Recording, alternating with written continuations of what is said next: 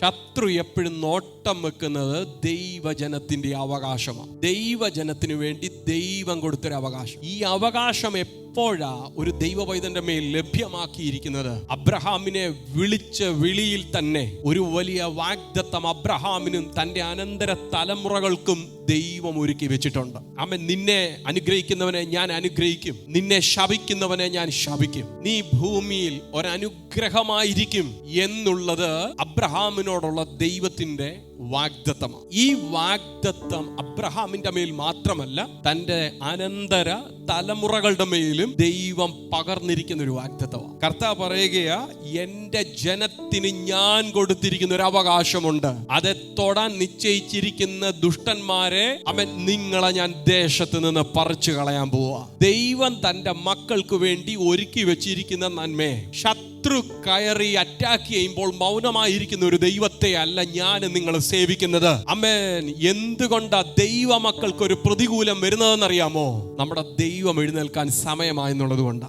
ഈ പ്രതിസന്ധിയെ അഭിമുഖീകരിക്കുമ്പോൾ, പ്രശ്നങ്ങളെ അഭിമുഖീകരിക്കുമ്പോൾ തിരിച്ചറിഞ്ഞോ, എന്റെ കർത്താവ് എഴുന്നേൽക്കാൻ ഇനി അധികം താമസമില്ല.